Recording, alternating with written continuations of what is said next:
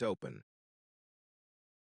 From outside came familiar sounds, the noise of sweeping, accompanied by a continuous voice. "Hey, listen, look over there again." Shortly after, the doors and windows of house number 6 slammed shut. That meant, like every day, it had begun. Mrs. Malik and Mrs. Sen, 2 houses next to each other, and between the 2 families, a war that had been going on for 25 years. Who spilled water in front of whose house? Who cut whose tree branch? Who chased whose pet dog? They fought about these things every single day. "Look, a branch of their mango tree is leaning over our house. If mangoes fall, they'll fall in our garden. Will we eat them, or will she? I don't eat them anyway, you can have them. But was it necessary to cut that branch? I didn't cut it, you cut it yourself." This is how their days passed. The neighbors had gotten used to it.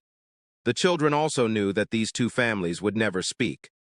Shantiniketan Colony houses 5 and 6, the den of 2 eternal enemies. A rainy afternoon, Mrs. Malik was sitting on the veranda, tea in hand. Suddenly, the postman handed her a thick envelope. "What is this?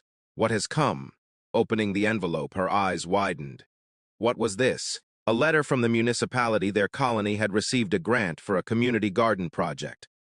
Houses 5 and 6 would jointly be responsible for this project. The letter clearly stated that the 2 families must work together. What a disaster! At the exact same time, next door, Mrs. Sen was reading the same letter. She had the same reaction. Work together with that old lady Malik? Is that even possible?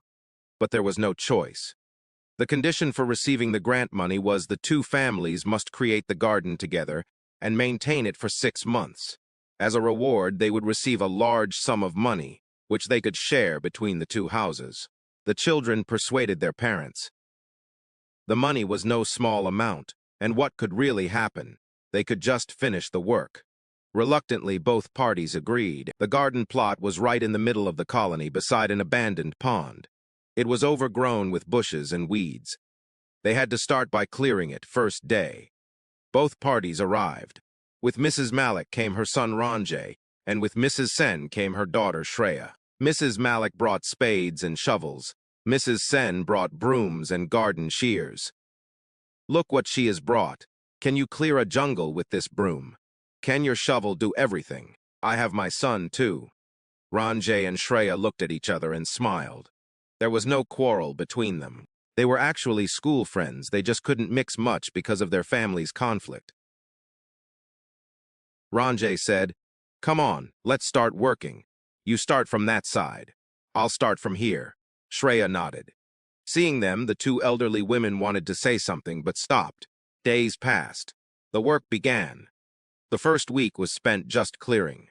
The 2 women worked without looking at each other. But as days went by, they were forced to work together. Cutting down a tree required 2 people. Moving a large boulder required 2 people pushing together.